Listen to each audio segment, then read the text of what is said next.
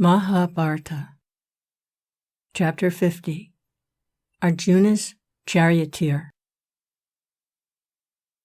Having sent Drupada's Brahmana to Hastinapur on the peace mission, the Pandavas sent word at the same time to the princes likely to favor their cause to collect their forces and hold themselves in readiness for war. To Dwarka, Arjuna went himself.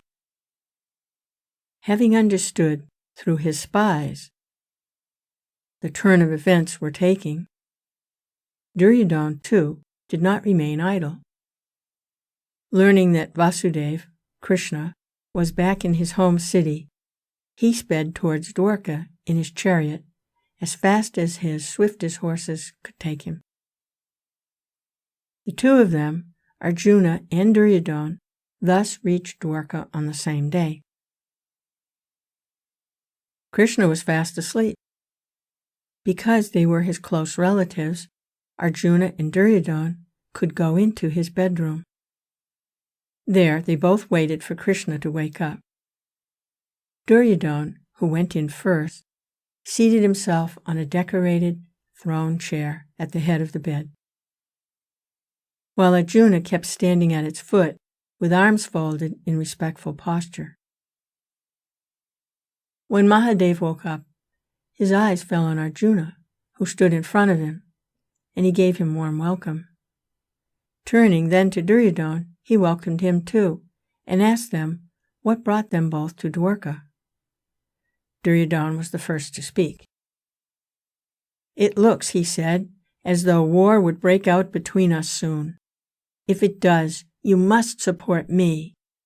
Arjuna and I are equally beloved of you. We both claim equally close relationship with you. You cannot say that either of us is nearer to you than the other. I came here before Arjuna. Tradition has it that he who came first should be shown preference. Janardana, you are the greatest among the great, so it is incumbent on you to set an example to others. Confirm with your conduct the traditional dharma, and remember that it was I who came first."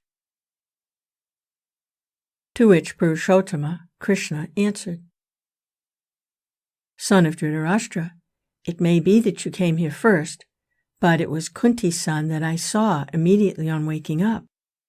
If you were the first arrival, it was Arjuna who first caught my eye.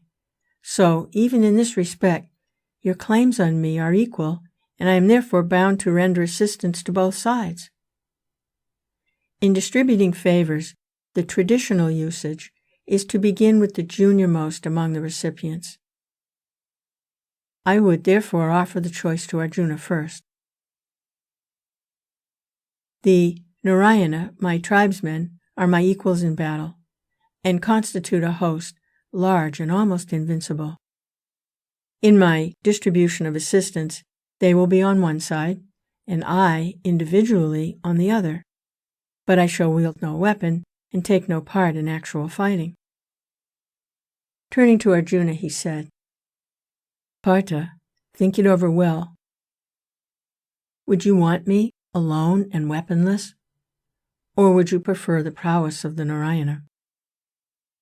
Exercise the right to the first choice, which custom gives you as the youngest man."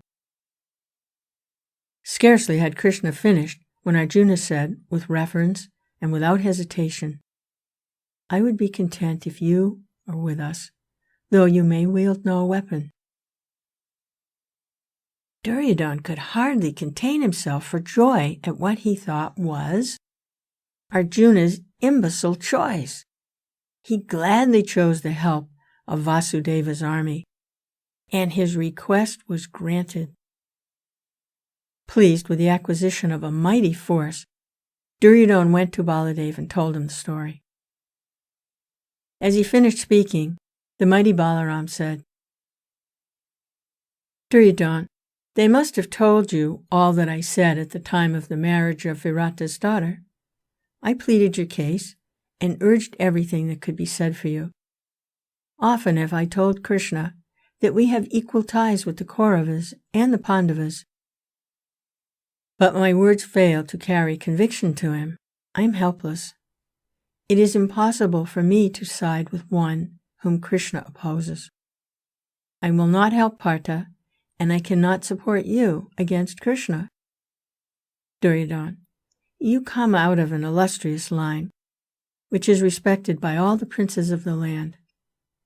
Well, then, if it must be war, bear yourself in accordance with the Kshatriya code, he said.